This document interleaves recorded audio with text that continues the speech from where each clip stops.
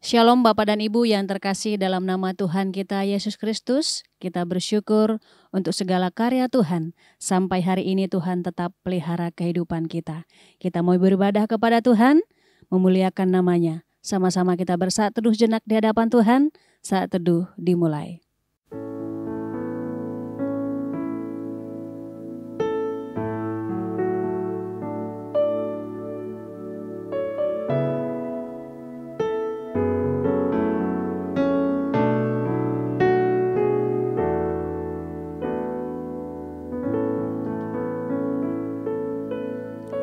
Saat teduh selesai, mari sama-sama kita berdiri, kita memberikan penghormatan bagi Bapa Sorga. Hormat bagi Bapa Sorga.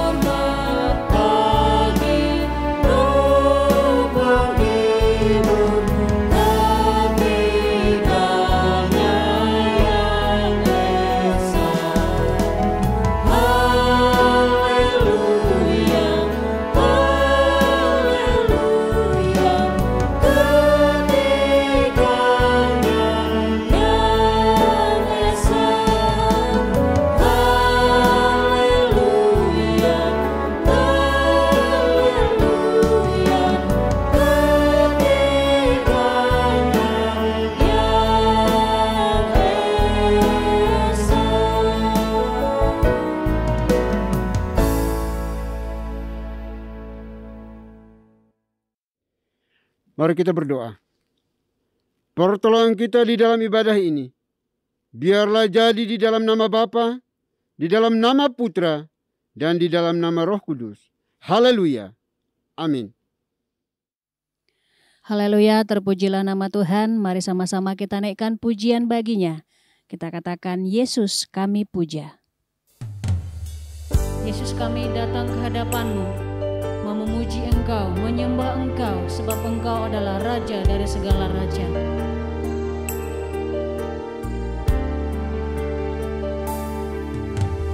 Yesus kami puja,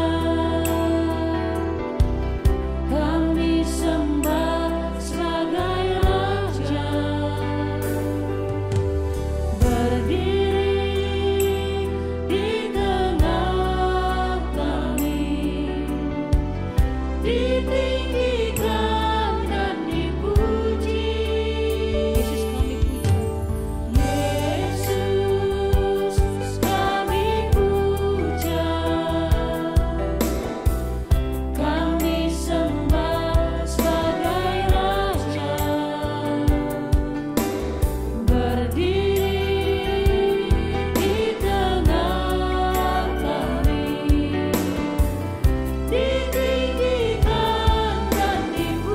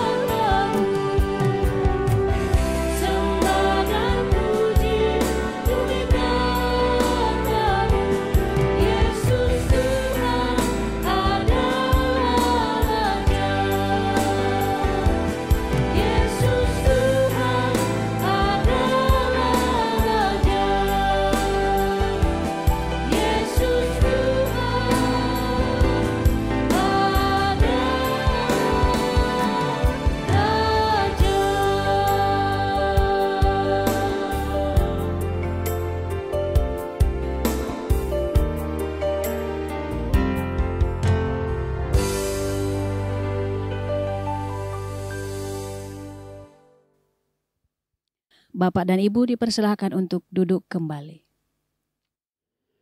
Baik Bapak Ibu, mari kita datang kepada Tuhan dengan rasa sesal dan juga dengan rasa malu dan dengan segala kerendahan hati kita.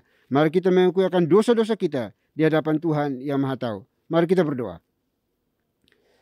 Bapa di surga, Bapa yang kekal, Bapa yang kami sembah di dalam nama Tuhan Yesus Kristus. Terima kasih untuk hari ini.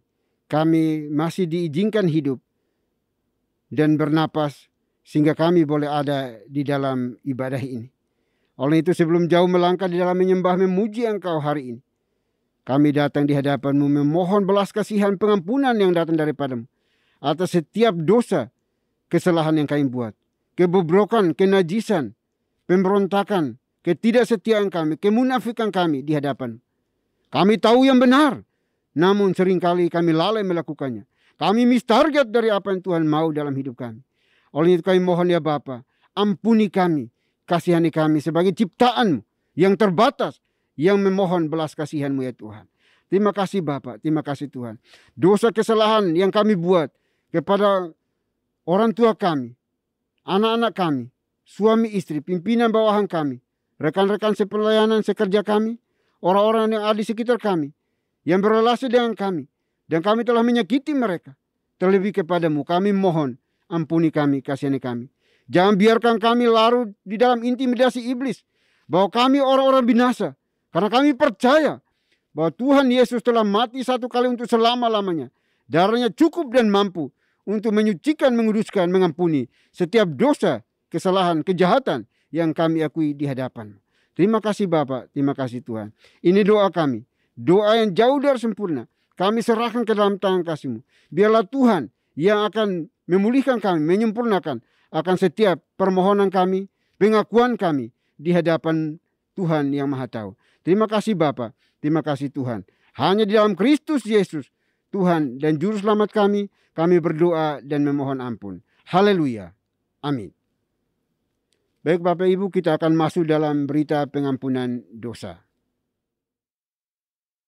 Sebagaimana firman Tuhan mengatakan, jika kita mengaku dosa kita, maka Ia adalah setia dan adil, sehingga Ia akan mengampuni segala dosa kita dan menyucikan kita dari segala kejahatan.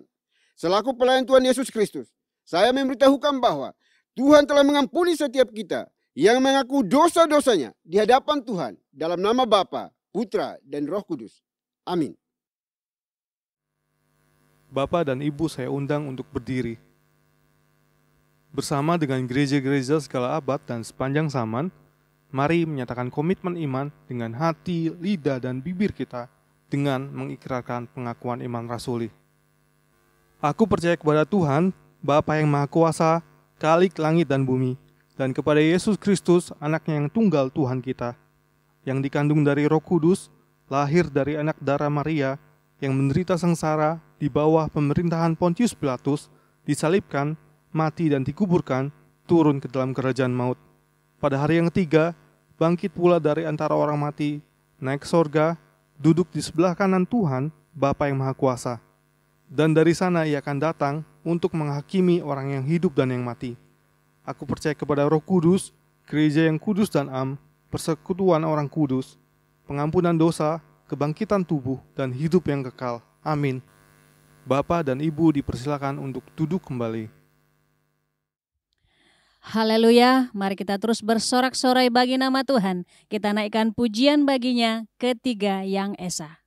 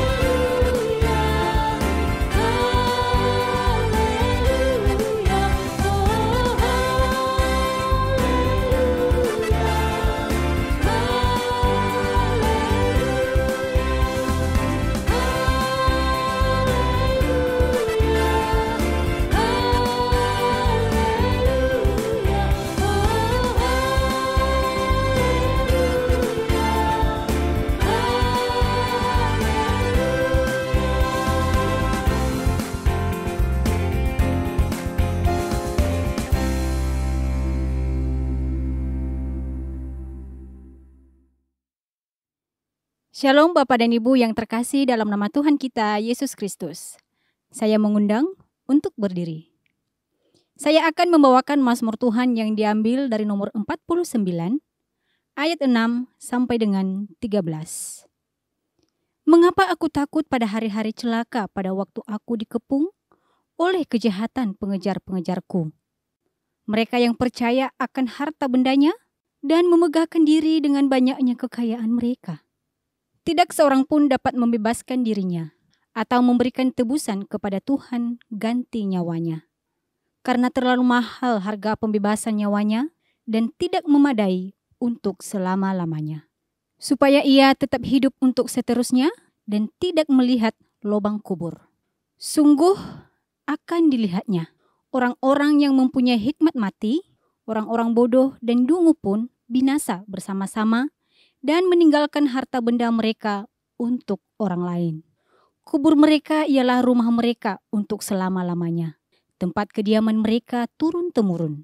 Mereka menganggap ladang-ladang milik mereka. Tetapi dengan segala kegemilangannya, manusia tidak dapat bertahan. Ia boleh disamakan dengan hewan yang dibinasakan. Demikianlah Mazmur Tuhan. Haleluya. Amin. Bapak dan Ibu, dipersilakan untuk duduk kembali. Puji nama Tuhan, tiba saatnya kita akan mendengarkan kebenaran firman Tuhan yang akan disampaikan Pastor Harrison Butar-Butar. Mari kita siapkan hati dan pikiran kita naikkan pujian baginya. Tuhan adalah gembalaku.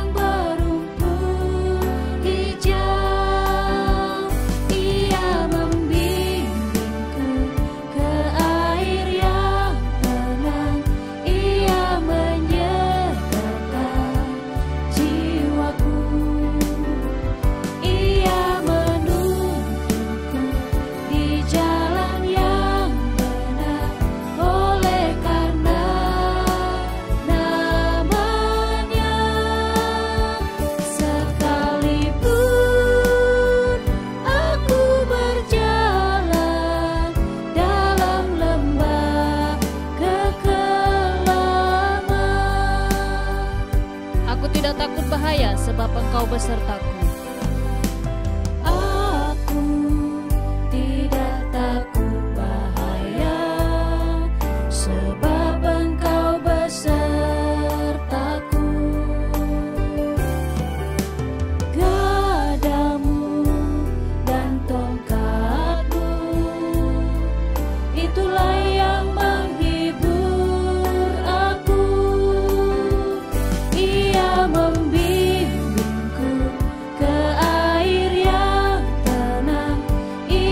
menyegarkan jiwaku.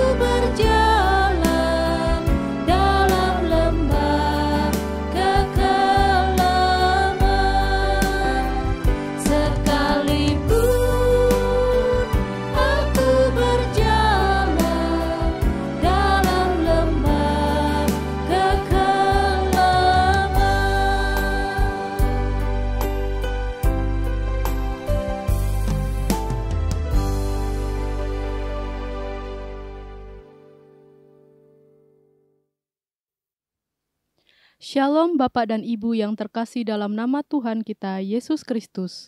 Saya mengundang untuk berdiri. Saya akan membacakan firman Tuhan yang diambil dari Yeremia pasal 18 ayat 1 sampai dengan 8.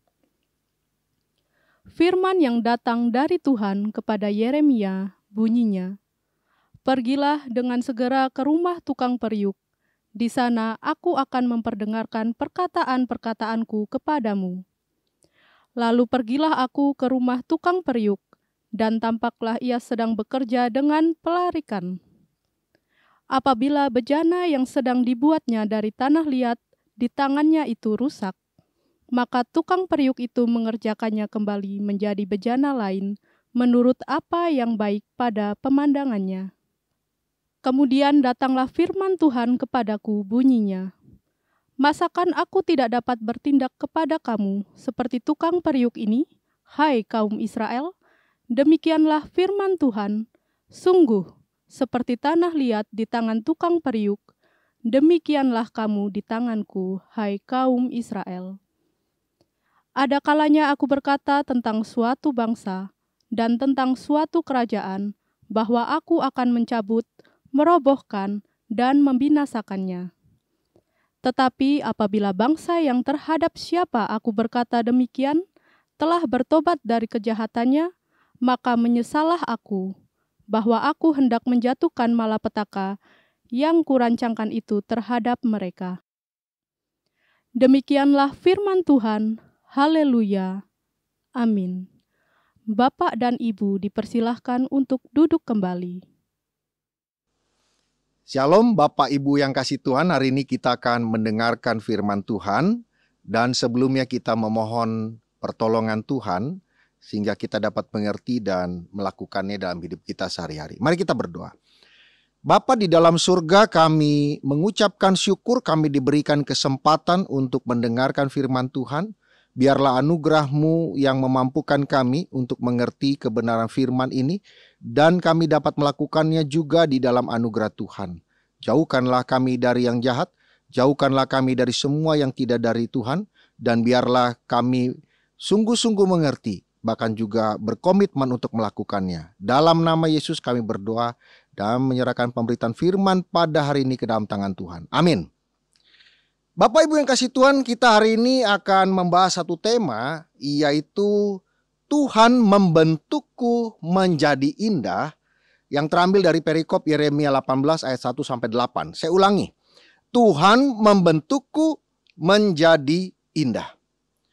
Bapak Ibu yang kasih Tuhan, hari ini kita akan membahas satu pengalaman iman dari sebuah komunitas umat Tuhan, yaitu kerajaan Yehuda di selatan, di mana mereka pada masa Nabi Yeremia adalah masa-masa sulit.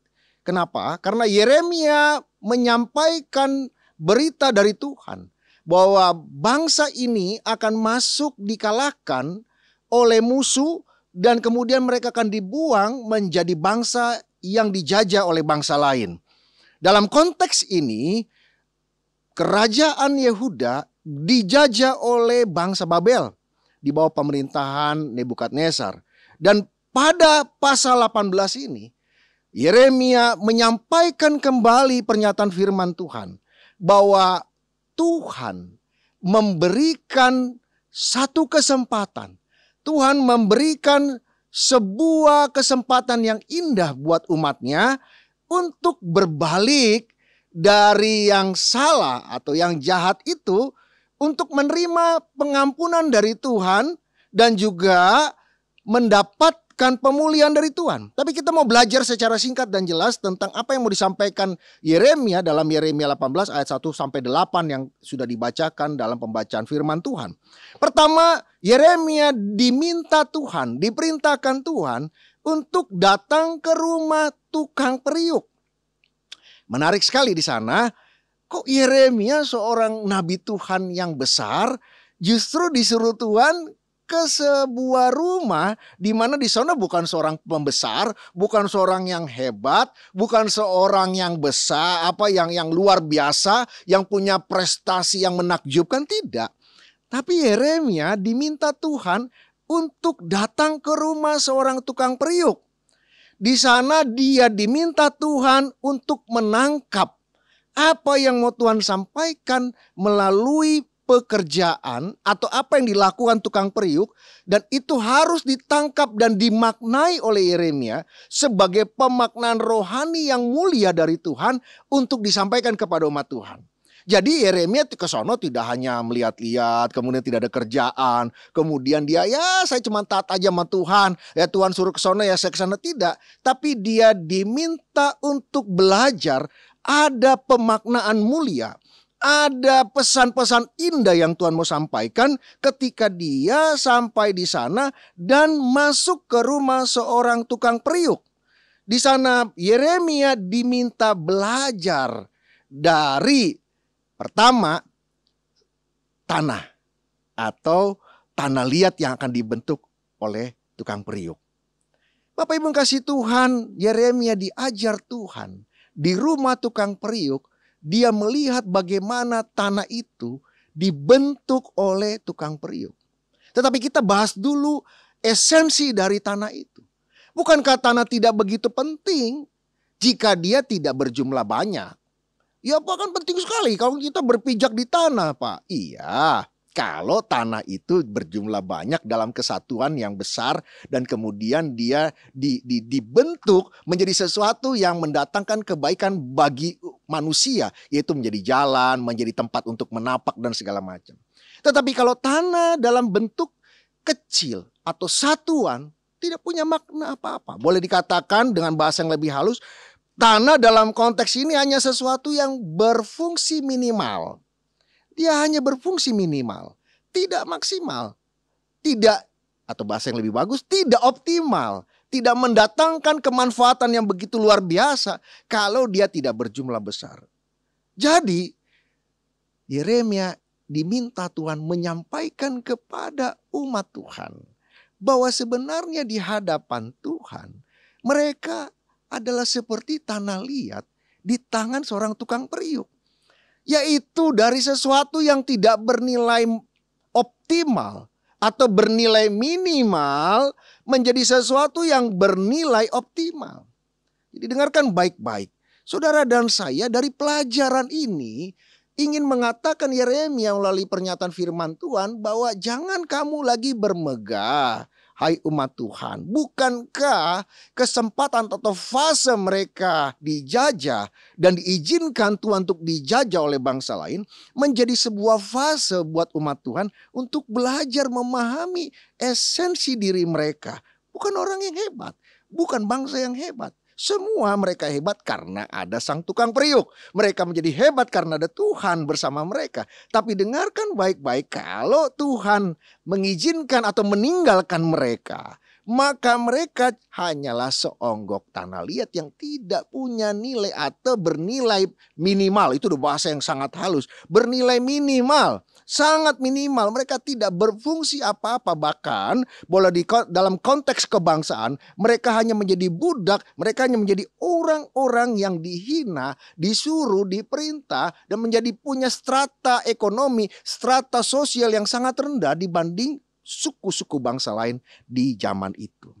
Jadi pelajaran yang menarik buat kita, buat umat Tuhan, bahwa sebenarnya secara esensial, saudara dan saya, semua umat Tuhan, tidak punya nilai yang besar, tidak punya nilai yang hebat, tidak punya nilai yang luar biasa, tidak punya nilai yang begitu hebat dan mengguncangkan dunia.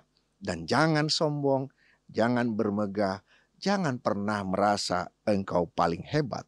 Dengan belajar bahwa sebenarnya kita ini adalah seorang yang hanya tanah liat saja, maka kita mulai mereduksi semua kesombongan kita. Kita mulai mereduksi semua kemegahan kita. Kita mulai mereduksi semua keberadaan kita dan keakuan kita. Kita mulai menyadari esensi kita sebagai hanyalah seonggok tanah liat yang tidak berfungsi apa-apa. Itu yang pertama. Kedua, tanah menjadi gambaran bahwa saudara dan saya tidak punya nilai yang tinggi. Tidak punya nilai jual yang tinggi. Tidak punya nilai yang mendatangkan keuntungan yang besar. Tidak ada. Dan saya rasa juga seorang tukang periuk, karena skill si tukang periuk lah, maka tanah itu memiliki nilai yang tinggi. Jadi saudara harus menyadari kita nggak punya nilai yang tinggi.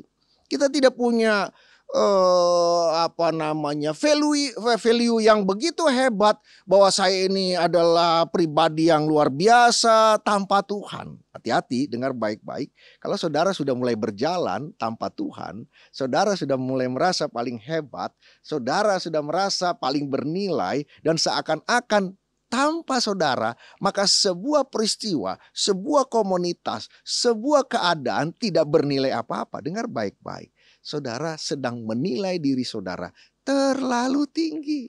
Karena sebenarnya secara esensial, saudara dan saya hanyalah seonggok tanah yang tidak punya nilai yang tinggi, tapi hanya bernilai minimal atau tidak bernilai apa-apa. Oleh karena itu, Yeremia seakan-akan diminta Tuhan untuk menyampaikan kepada umat Tuhan, hai umat Tuhan, jangan lagi menganggap dirimu bernilai. Ternyata terbukti ketika Tuhan membuka pintu keran di mana engkau dan seluruh umat Tuhan diizinkan dijajah, maka di hadapan orang lain engkau tidak punya nilai apa-apa. Bahkan bersuara pun kau tidak boleh.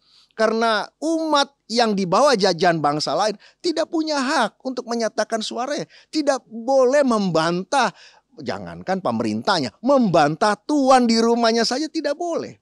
Oleh karena itu, ini fase pembelajaran untuk umat Tuhan kembali menyadari siapa dirinya. Kalau selama ini mereka hebat, kalau selama ini mereka luar biasa, bukan karena mereka hebat, bukan karena mereka memiliki nilai yang tinggi, tetapi karena ada Tuhan yang membuat mereka begitu bernilai. Sikap apa yang kita tangkap dari tukang periuk dengan mempelajari tanah itu? Pertama, bermegahlah di dalam Tuhan. Karena di dalam Tuhan engkau bisa berbuat apa-apa. Tapi di luar Tuhan engkau tidak bisa berbuat apa-apa. Tanpa Tuhan kita tidak bisa berbuat apa-apa. Jangan ngomong soal bangsa lah. Jangan ngomong soal sebuah peristiwa global yang hebat. Kita menjalani rumah tangga saja tanpa Tuhan susah. Coba memanage istri atau suami tambah anak. Cuman itu saja. Kan komponen keluarga itu kan suami, istri, anak. Coba kita, kalau saya sebagai suami, memanage istri dan anak aja. Bisa nggak tanpa Tuhan? Saya agak ragu atau tidak yakin bisa. Menghadapi perbedaan karakter aja tidak bisa di-manage kok. Nggak ada yang bisa. Kemudian nanti setahun kemudian, sebulan kemudian, 6 bulan kemudian kita konferensi pers, kalau kita orang besar mengatakan ya kami akan berpisah karena kami ada perbedaan. Ya emangnya dari dulu nggak tahu lu ada perbedaan? Emang lu nggak tahu warna kulit juga beda, mata juga beda, hidung juga beda, kelamin juga beda, orang tua juga beda, keluarga asal juga beda. Semua penuh perbedaan. Tapi kenapa dulu engkau mau menikah? Sekarang kau bisa berkata karena perbedaan. Dengar baik-baik, hanya ngomong soal bicara keluarga saja, kita tidak bisa memanage, tidak punya kemampuan. Karena itu jangan pernah merasa bermegah. Ketika kalaupun saya mampu mengarungi pernikahan 20 tahun, 30 tahun, 40 tahun, jangan merasa karena saya mampu mendidik anak-anak saya. Dengar baik-baik, semua itu karena anugerah Tuhan. Jangan pernah engkau bermegah. Kedua, bersandarlah pada Tuhan. Karena memang tanah itu dalam posisi tukang periuk, dia nggak punya daya.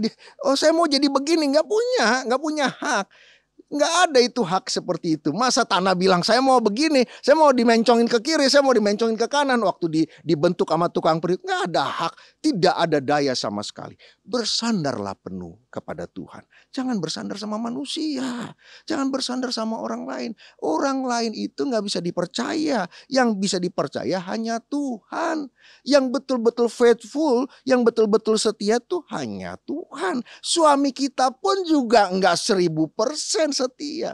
Pasti sesekali dia melakukan yang salah karena dia manusia yang penuh dengan keterbatasan. Istri kita pun juga demikian. Anak-anak kita pun juga demikian. Hanya dengan bersandar pada Tuhan. Seperti Yohanes menyandarkan kepalanya sama Tuhan, dia mendapatkan ketenangan. Tuhan memberikan perlindungan. Tuhan memberikan lingkup covering yang begitu luar biasa.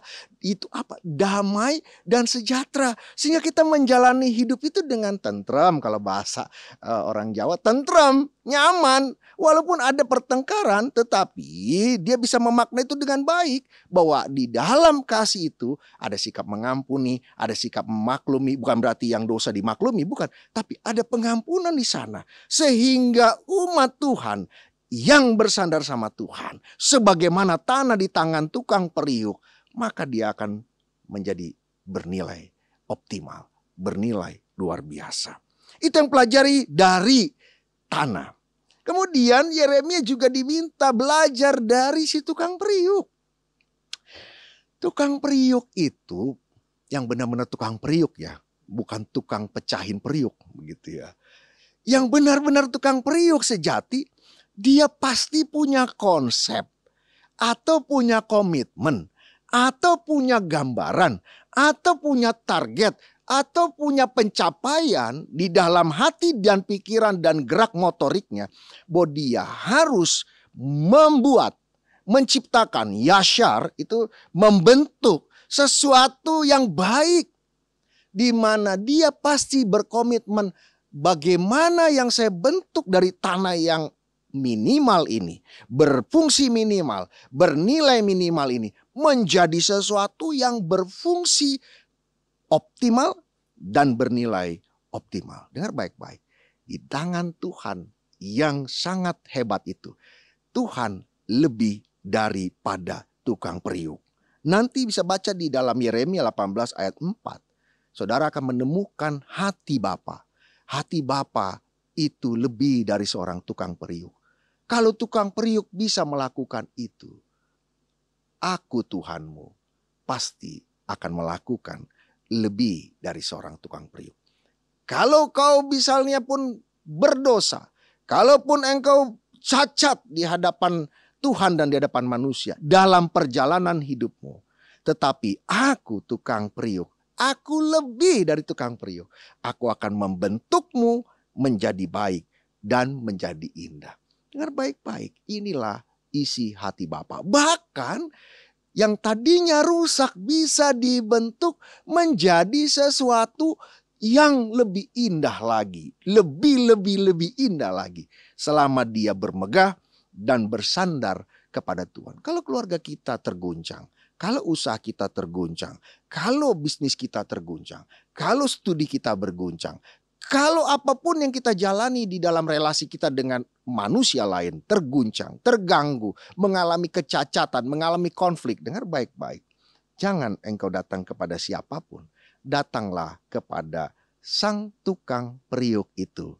Bahkan Tuhan Bapa yang lebih dari sang tukang periuk. Di mana dia mampu membentuk yang cacat tadi menjadi lebih baik, lebih indah, lebih indah, lebih indah. Sampai di akhirnya menjadi serupa dengan dirinya. Bukan sama. Dengar baik-baik, serupa saya bilang. Likeness ya. Jadi mirip-mirip. Kita kalau sama dengan Tuhan kan Tuhannya siapa begitu ya. Serupa, segambar dengan Bapa kita. Yang semuanya yang jahat, semua yang lemah, itu akan dibentuk kembali oleh Tuhan. Dan jangan kau pernah sombong. Dengar baik-baik Bapak Ibu yang kasih Tuhan. Tiap manusia punya sisi gelap dalam perjalanan hidupnya. Ada yang kelihatan di tengah masyarakat, ada juga yang tidak terlihat. Kenapa? Karena mungkin kita pandai menutupinya. Dengan ucapan-ucapan yang indah, yang manis. Misalnya, kita hatinya itu iri aja, dengki aja sama orang. Apa aja orang itu kita sewot, kita kepo, apa segala macem lah. Orang naik jabatan kita ribut, orang naik gaji kita ribut, orang punya rumah baru kita kepo, ngeliatin dari atas rumah, dari jendela rumah. Padahal rumah kita udah gede, udah bertingkat, udah bagus. Orang sebelah punya mobil baru, orang sebelah mebelnya datang malam-malam.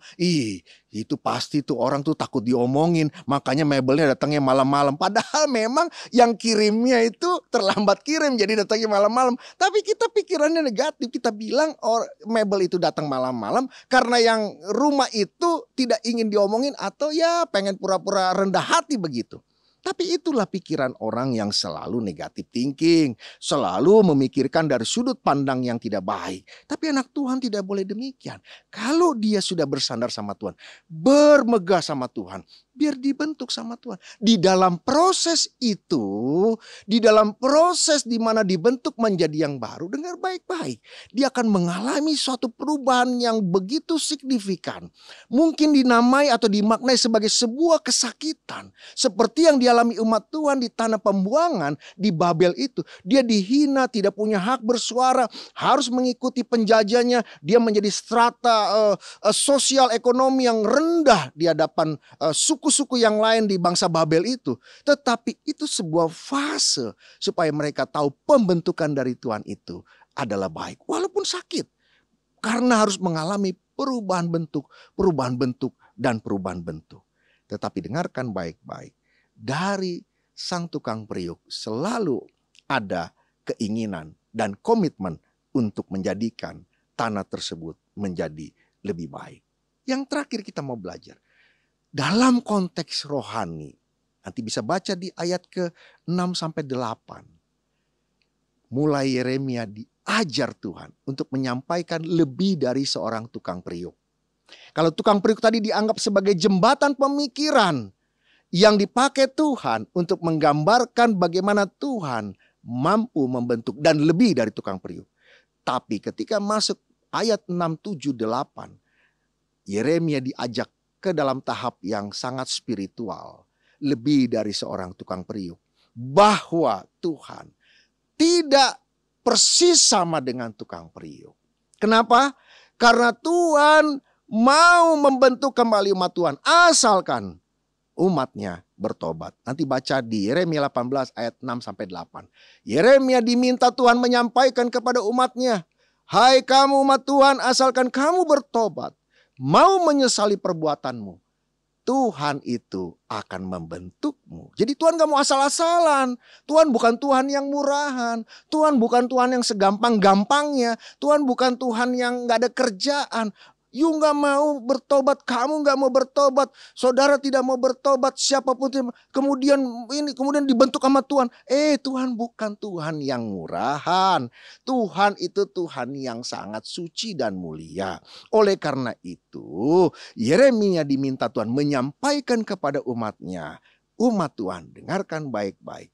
Tuhan akan membentukmu kembali dan mengangkatmu menjadi pribadi yang berfungsi optimal dan bernilai optimal di hadapan Tuhan dan di hadapan manusia. Dengan syarat, jikalau engkau bertobat di hadapan Tuhan. Jangan lihat kalau sudah diberikan pengampunan sama Tuhan dan bertobat. Jangan lihat di belakang. Lihatlah bagaimana Saulus ketika bertemu dengan Tuhan. Kemudian dia bertanya, siapakah engkau ya Tuhan? Dalam konteks itu adalah, siapa engkau kok kelihatannya lebih besar dariku dan begitu mulia. Walaupun dalam beberapa tafsir masih terbias apakah Saulus saat itu sudah benar-benar mengenal Tuhan. Tetapi saya lebih meyakini di saat itu ada fase transisi. Barulah ketika Tuhan berkata, aku Tuhan yang kau aniaya itu. Baru masuk ke fase Tuhan yang mana dalam pemahaman peristiwa encounter with God itu antara Saulus dengan Tuhan. Pertemuannya dengan Tuhan itu. Disitulah baru dia menemukan yang namanya pertobatan dan dia bertobat di hadapan Tuhan. Tapi dengar baik-baik. Selesaikah itu? Tidak. Selesai dia bertemu dengan Tuhan, kemudian dia menemui Ananias, didoakan dan dia bercelik mata kembali, maka dia meninggalkan semua di belakang. Dan dia berlari kepada panggilan Tuhan. Umat Tuhan yang baik, termasuk diri saya. Kalau kita bertobat, jangan pernah berpaling lagi ke belakang. Lihat ke depan. Ikuti panggilan itu. Kerjakan yang baik, yang mulia, yang suci, yang kudus, yang berkenan, dan juga harum di hadapan Tuhan. Jangan pernah lagi melakukan yang jahat. Seperti itulah perintah yang disampaikan Tuhan kepada Yeremia. Sampaikanlah kepada umatku bahwa aku Tuhan, tanganku selalu terbuka mengampuni umatku. Asalkan mereka bertobat dan datang kepadaku. Menyesali semuanya, meninggalkan semuanya, dan setia kembali kepada panggilan yang disediakan Tuhan. Bapak Ibu yang kasih Tuhan dan saudara-saudara yang dikasih oleh Tuhan, tinggalkan semua. Kalau kita dulu pembohong, tinggalkan pembohong. Kalau dulu kita penzina, tinggalkan penzina. Kalau dulu kita dengki, tinggalkan rasa dengki itu. Memang nggak bisa langsung. Ada beberapa yang bisa langsung sebagai sebuah mukjizat dalam hidupnya, tapi biasanya berproses. Begitu ya. Kalau kita dulu suka mabuk-mabukan, tinggalkan itu.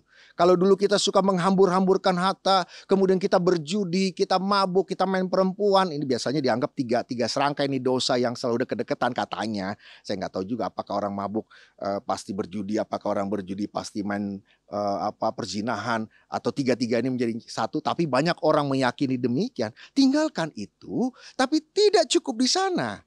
Stop itu semua dan mulai berjalan dalam kebenaran yang Tuhan perintahkan kepada saudara dan saya. Maka dalam seluruh cerita Yeremia, pesan terakhir dari Yeremia nanti di pasal-pasal berikutnya adalah berita pemulihan, dan pembebasan dari semua penjajahan yang dialami oleh umat Tuhan. Tetapi pada fase Yeremia 18 ayat 1-8 ini, umat Tuhan diminta Tuhan untuk bertobat, menyesal, dan mengikuti panggilan Tuhan. Maka ada janji Tuhan di sana. Pemulihan yang luar biasa, ada pemberkatan yang dari Tuhan yang luar biasa, dan semua kebaikan Tuhan menyertai. Tinggalkan semua yang jahat, karena itu tidak ada gunanya, dan hanya mendatangkan kematian dan kebinasaan buat umat Tuhan. Mari kita berdoa. Bapa di dalam surga, kami mengucapkan syukur buat semua kasih karunia-Mu. Berkatilah kami, dan terima kasih akan firman-Mu. Kami mengucapkan syukur. Biarlah kami mau dibentuk oleh Tuhan dengan segala kesulitan-kesulitan yang ada. Walaupun proses itu mendatangkan kesakitan, mendatangkan sebuah perjuangan buat kami. Tetapi ajari kami untuk mau berubah di dalam tangan tukang periuk. Karena Engkau lebih dari tukang periuk ya Tuhan. Engkau pasti membentuk kami menjadi lebih baik, lebih indah, dan sampai serupa dengan Engkau. Terima kasih Bapa Surgawi, berkati firman-Mu, berkati kehidupan kami, dan tolong kami di sepanjang hidup yang Tuhan berikan kepada kami. Agar kami setia sampai kami mengakhiri kehidupan di tengah dunia ini. Ampunilah semua dosa kami, dan kami melangkah di dalam berkat dan anugerah Tuhan. Dalam nama Yesus kami berdoa dan mengucapkan syukur atas semua berkat Tuhan, termasuk firman yang kami dengar pada hari ini. Dalam nama Yesus kami berdoa. Amin. Baik Bapak Ibu, sudah dikasih oleh Tuhan, kita akan masuk dalam perjamuan kudus pada hari ini. Namun saya akan membacakan penetapan dan juga makna perjamuan kudus bagi kita semuanya. Penetapan perjamuan kudus. Saudara-saudara anggota tubuh Kristus, setiap kali kita mengambil bagian dalam perjamuan kudus, hendaklah kita ketahui bahwa perjamuan kudus adalah perintah Tuhan sendiri, sebagaimana tertulis dalam 1 Korintus pasal 11 ayat 23 sampai dengan 26. Demikian firman Tuhan. Sebab apa yang telah kuteruskan kepadamu, telah aku terima dari Tuhan, yaitu bahwa Tuhan Yesus pada malam waktu ia diserahkan, mengambil roti, dan sesudah itu ia mengucap syukur atasnya. Ia memecah-mecahkannya dan berkata, inilah tubuhku yang diserahkan bagi kamu. Perbuatlah ini sebagai peringatan akan aku. Demikian juga ia mengambil cawan sesudah makan lalu berkata, cawan ini adalah perjanjian baru yang dimeteraikan oleh darahku. Perbuatlah ini setiap kali kamu meminumnya menjadi peringatan akan aku. Sebab setiap kali kamu makan roti ini dan minum cawan ini, kamu memberitakan kematian Tuhan sampai ia datang. Makna perjamuan kudus. Saudara-saudara anggota tubuh Kristus, setiap kali kita makan roti dan minum air anggur pada perjamuan kudus, kita menerima itu selaku tanda dan meterai dari kasih setia Kristus kepada kita. Kita mendapatkan kepastian di dalam iman bahwa ia telah menyerahkan tubuhnya dipaku pada kayu salib dan menumpahkan darahnya supaya jiwa kita yang lapar dan dahaga dikenyangkan dan disegarkan akan memperoleh hidup yang kekal. Tuhan Yesus telah mendapat luka-luka oleh sebab kesalahan kita. Ia telah dihancurkan oleh sebab kejahatan kita. Oleh bilur-bilurnya maka kita sembuh. Ia telah disiksa agar kita terlepas dari penderitaan. Ia telah terkutuk supaya kita terlepas dari laknat Tuhan. Ia telah direndahkan supaya kita ditinggikan. Ia telah ditinggalkan supaya kita tidak pernah ditinggalkan. Baik Bapak Ibu Saudara dikasihi Tuhan, meja perjamuan ada di hadapan kita, tetapi kiranya mata hati kita tidak tertuju kepada roti dan anggur yang ada, melainkan fokuskan kepada Tuhan kita Yesus Kristus. Perjamuan kudus hari ini pun hanya diperuntukkan bagi mereka yang telah mengaku percaya dan telah mengikuti CD baru yang diperkenankan untuk mengambil bagian di dalam perjamuan kudus ini.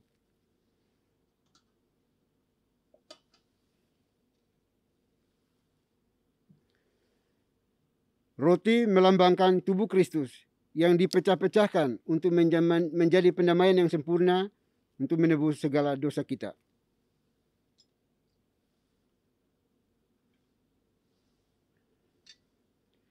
Anggur melambangkan darah Kristus yang ditumpahkan untuk menjadi pendamaian yang sempurna yang menebus segala dosa kita.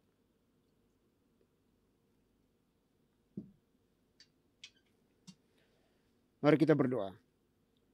Bapa di surga, Bapa yang kami kenal, kami sembah di dalam Kristus Yesus Tuhan kami. Terima kasih untuk kesempatan ini, undangan ini bagi kami anak-anak-Mu, untuk ambil bagian di dalam perjamuan yang kudus ini. Karena Engkaulah yang melayakkan kami, karena tanpa Dikau kami tidak pantas untuk hadir di dalam perjamuan ini. Oleh itu kami mohon ya Bapa, ampuni kami, kasihani kami, dan semua dosa kejahatan kami. Hapuskan semuanya dengan cinta kasih-Mu, agar kami layak mengambil bagian di dalam perjamuan kudus hari ini. Terima kasih Bapa. Ini doa kami demi Kristus Yesus, Tuhan dan Juru Selamat kami satu-satunya. Kami berdoa dan mengucap syukur. Haleluya. Amin. Sambil roti dan anggur dipersiapkan, kita angkat pujian salibnya, salibnya.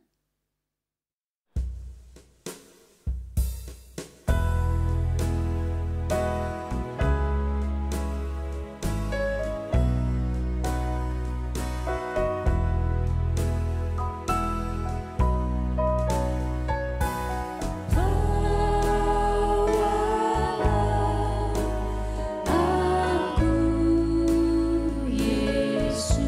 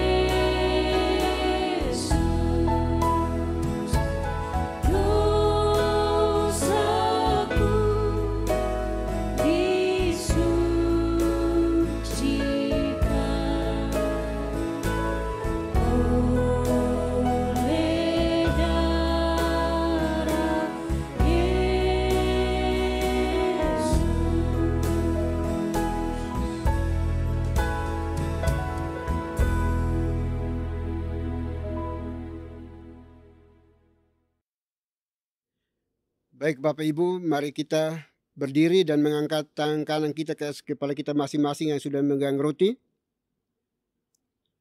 Roti yang dipecah-pecahkan ini adalah tanda persekutuan dengan tubuh Kristus. Oleh sebab itu, saudara-saudara yang anggota tubuh Kristus, marilah kita makan sekarang sambil memperingati dan percaya bahwa tubuh Tuhan kita Yesus Kristus telah dipecah-pecahkannya untuk menjadi pendamaian yang sempurna yang menebus segala dosa kita. Mari kita makan sekarang dalam nama Tuhan kita Yesus Kristus.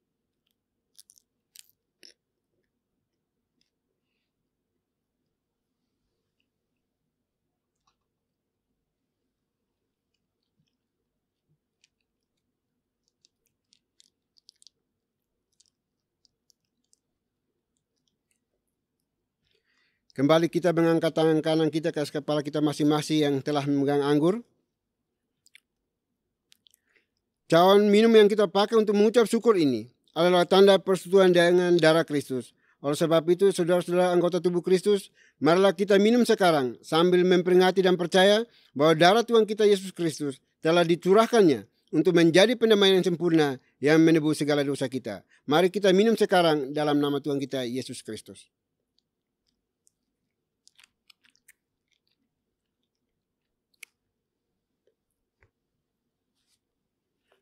Mari kita berdoa. Bapa di surga, Bapa yang kami sembah di dalam nama Tuhan kami Yesus Kristus. Terima kasih untuk hari ini. Kami boleh diundang bersama untuk mengambil bagian di dalam perjamuan kudus ini. Roti dan anggur telah menyatu dengan tubuh kami masing-masing. Suatu pertanda bahwa kami tidak akan pernah dipisahkan lagi dengan Kristus. Segala tantangan, rintangan apapun tidak akan mampu memisahkan kami. Karena Tuhan ada bersama dengan kami. Oleh itu kami berdoa ya Bapa, tolong kami, pimpin kami, supaya kami hidup berkenan di hadapan Tuhan. Segala pergumulan kami, segala beban hidup kami serahkan dalam tangan kasih-Mu. Tuhanlah yang akan memberikan transformasi, pemulihan bagi setiap kami yang berseru dan mengandalkan Engkau sebagai Tuhan dan Juru Selamat kami satu-satunya. Terima kasih Bapa, terima kasih Tuhan. Ini doa ucapan syukur kami di dalam perjamuan kudus ini. Demi Kristus Yesus, Tuhan dan Juru Selamat kami satu-satunya, kami berdoa dan mengucap syukur. Haleluya. Amin. Puji nama Tuhan, pada hari ini kita diberikan kesempatan untuk memberikan persembahan kepada Tuhan. Persembahan dapat diberikan melalui nomor rekening atau QR yang tertera di layar atas nama Yayasan Muria. Mari sama-sama kita naikkan pujian bagi Tuhan, pertolongan-Mu. Hatiku tenang berada dekat-Mu Tuhan, sebab Engkaulah jawaban setiap kehidupan kami.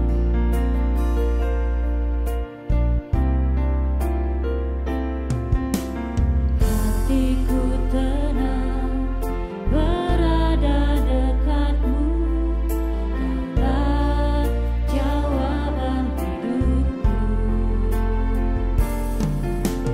Hatiku tenang berada dekat-Mu, Kau yang pelihara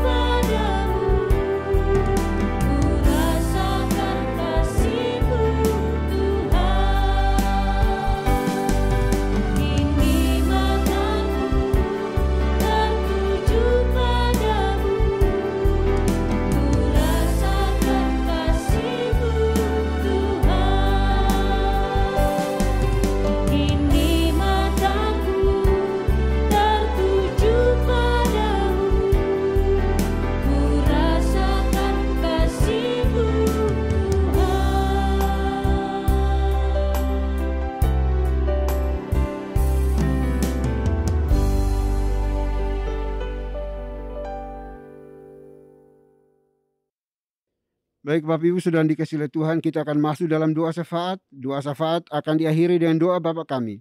Bapak Ibu dipersilahkan bangkit berdiri untuk kita ucapkan secara bersama-sama. Mari kita berdoa. Bapa di surga, Bapa yang maha murah dan maha kasih. Bapa yang kami kenal di dalam Tuhan kami Yesus Kristus. Terima kasih ya Tuhan untuk napas hidup yang Tuhan anugerahkan bagi kami secara cuma-cuma, sehingga kami hidup sampai hari ini di sini dan bisa beribadah kepadamu. Terima kasih Tuhan. Kami bersyukur untuk ibadah yang Tuhan perkenankan bagi kami hari ini. Kiranya semua pujian sembah kami hari ini berkenan dan menyenangkan hati Tuhan. Dan juga firman Tuhan yang terus Tuhan perdengarkan bagi kami, kiranya boleh menuntun kami, menjadi pedoman bagi kami di dalam melakukan tugas penatelayan kami ya Bapa. Karena kami percaya Tuhan hidup, berdaulat, berkuasa atas kehidupan kami masing-masing. Terima kasih Bapa di surga, terima kasih. Kami berdoa untuk anak-Mu, Pastor Butar-Butar yang menyampaikan firman Tuhan hari ini. Juga Tuhan, Engkau berkati anak-Mu dalam kehidupan keluarga, rumah tangga, pekerjaan pelayanannya. Tuhanlah yang buat menjadi berhasil. Dan kiranya pesan firman Tuhan yang sudah diseringkan, dibagikan bagi kami pada hari ini, jangan berlalu begitu saja, melainkan mendapat tempat di hati kami masing-masing. Dan lebih daripada itu kami mampu melakukannya bersama Roh Kudus-Mu ya Bapa di dalam kehidupan kami hari lepas hari. Terima kasih Tuhan. Kami berdoa pada hari ini ya Bapa untuk seluruh anggota gereja ini. Tuhan berkati kami semuanya. Apapun yang kami lakukan, kiranya kami lakukan di dalam cinta kasih Tuhan.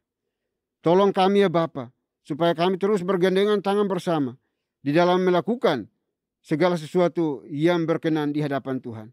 Ampuni kami kalau banyak hal yang kami lakukan tidak sesuai dengan Tuhan mau, Tuhan kehendaki dalam hidup kami ya Tuhan. Olehnya itu kami mohon ya Bapa, pimpin kami, tuntun kami, sertai kami, supaya kami tidak tersesat di jalan pikiran kami masing-masing, melainkan kami mengikuti apa yang menjadi kehendak Tuhan di dalam kehidupan kami. Terima kasih Bapa, terima kasih Tuhan. Berdoa untuk anak-anak-Mu yang boleh Tuhan himpun bersama di gereja ini, di berbagai wilayah tempat. Tuhan, Engkau jamah berkati mereka. Jadikan mereka garam dan terang di lingkungan mereka masing-masing ya Bapa. Terima kasih Tuhan. Kami juga berdoa ya Bapa bagi anak-anak-Mu yang saat ini bergumul di dalam kehidupan keluarga rumah tangga mereka. Tuhan, Engkau hadir untuk menolong mereka, baik secara ekonomi dan berbagai hal. Kami serahkan dalam tangan kasih-Mu. Tuhan, tolong anak-anak-Mu semuanya ya Bapa. Terima kasih Tuhan. Kami juga berdoa bagi mereka yang sementara ini mengalami kelemahan tubuh. Kami serahkan ke dalam tangan kasih-Mu. Kiranya Tuhan sendiri yang akan melawat mereka, menjamah mereka, dan menyembuhkan mereka ya Tuhan. Terima kasih Bapa. Kami juga berdoa pada saat ini ya Tuhan, untuk setiap kebutuhan makan, minum, pakai, tempat tinggal mereka. Juga kami serahkan dalam tangan kasih-Mu. Tuhan sendirilah yang menjadi sang provider bagi mereka untuk menyediakan yang terbaik sesuai dengan kebutuhan anak-anak-Mu ya Bapa. Terima kasih Tuhan Yesus, terima kasih. Kami juga berdoa pada saat ini ya Tuhan untuk seluruh pengurus gereja ini, penatua, diaken, aktivis gereja ini, para GI dan pastor. Kami serahkan dalam tangan kasih-Mu. Tuhan berkati kami semuanya, supaya kami boleh melakukan tugas penatelayan kami dengan motivasi yang benar di dalam cinta kasih Tuhan. Tidak untuk memuliakan diri kami, mencari hormat bagi nama kami, tapi semuanya kami rindu agar nama Tuhan saja yang diagungkan, dimuliakan di dalam dan melalui pelayanan yang kami lakukan kepadamu ya Tuhan. Terima kasih Bapa di surga, terima kasih. Kami juga berdoa pada saat ini ya Tuhan, menyerahkan seluruh pribadi lepas pribadi anggota gereja ini ke dalam tangan kasih-Mu. Pakai kami semuanya menjadi alat Tuhan yang efektif untuk terus menjadi pemberita-pemberita Injil dimanapun kami berada, sehingga kami membawa banyak jiwa datang untuk menyembah, memuji, memuliakan nama-Mu, dan mengaku bahwa Yesus adalah Tuhan dan Juru Selamat kami satu-satunya. Terima kasih Tuhan, terima kasih Bapa. Kami juga berdoa pada saat ini menyerahkan Yayasan Moria ke dalam tangan kasih-Mu.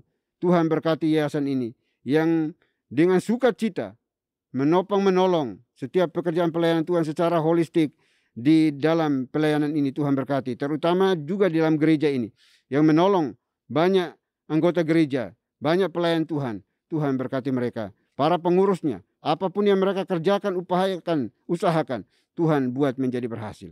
Terima kasih Tuhan. Kami juga berdoa pada saat ini ya Tuhan, untuk bangsa dan negara kami. kami serahkan ke dalam tangan kasih-Mu. Tuhan berkati bangsa kami, pemerintah kami, supaya dapat menjalankan roda pemerintahan ini dengan benar di dalam takut akan Tuhan. Jauhkan perpecahan di negeri kami, pertikaian di negeri kami, baik dari dalam maupun luar negeri yang berusaha untuk menghancurkan negara kesatuan Republik Indonesia ini Bapa. Kami serah ke dalam tangan kasih-Mu. Biarlah Tuhan yang menjadi pembela kami di dalam negara tercinta ini ya Tuhan. Terima kasih Bapa, terima kasih Tuhan. Ini doa kami ya Tuhan, doa yang jauh dari sempurna. Kami akan sempurnakan dengan doa yang telah Tuhan Yesus ajarkan kepada kami. Demikian. Bapa kami yang di surga, dikuduskanlah nama-Mu. Datanglah kerajaan-Mu, jadilah kehendak-Mu di bumi seperti di surga. Berikanlah kami pada hari ini makanan kami yang secukupnya. Dan ampunilah kami akan kesalahan kami, seperti kami juga mengampuni orang yang bersalah kepada kami. Dan janganlah membawa kami ke dalam pencobaan, tetapi lepaskanlah kami daripada yang jahat. Karena Engkau yang punya kerajaan, dan kuasa, dan kemuliaan, sampai selama-lamanya. Amin. Masih tetap berdiri, mari sama-sama kita membacakan nats pedoman hidup baru yang diambil dari Roma pasal 14 ayat 8 sampai dengan 9. Dalam hitungan yang ketiga kita bacakan bersama-sama. 1, 2, 3. Sebab jika kita hidup untuk Tuhan, dan jika kita mati untuk Tuhan. Jadi baik hidup atau mati, kita adalah milik Tuhan. Sebab untuk itulah Kristus telah mati dan hidup kembali, supaya Ia menjadi Tuhan, baik atas orang-orang mati maupun atas orang-orang hidup. Doksologi. Puji Tuhan sumber berkat, puji Dia suruh malu, puji Dia suruh sorga, Bapa, Anak, Roh Kudus.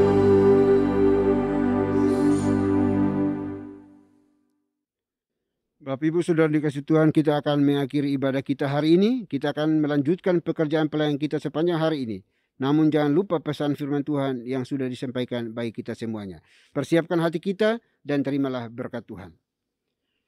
Kiranya anugerah damai sejahtera yang datangnya dari Bapa di surga, dari Tuhan kita Yesus Kristus, serta penyertaan pimpinan kuasa Roh Kudus, memimpin, menuntun, menyertai kita senantiasa, mulai hari ini sampai selama-lamanya. Haleluya. Amin.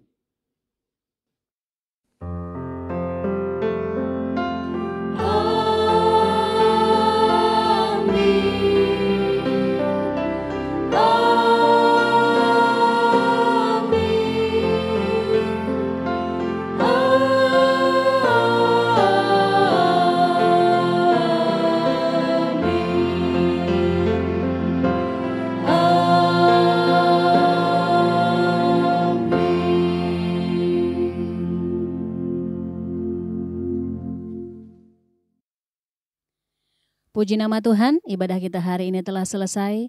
Bapak dan Ibu dipersilahkan untuk duduk kembali mengambil saat teduh di hadapan Tuhan. Selamat hari Minggu, Tuhan Yesus memberkati.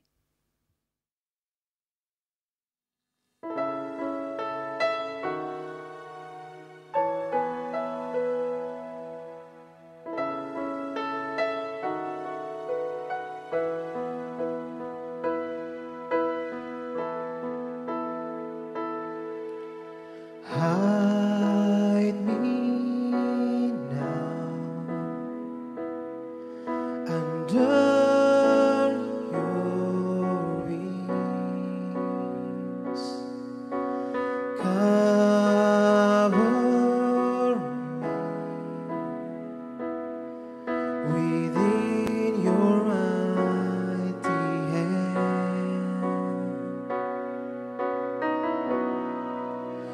When the ocean rise and thunders roar, I will soar with you above the storm.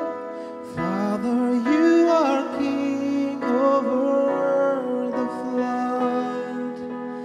I will be still, know you are God.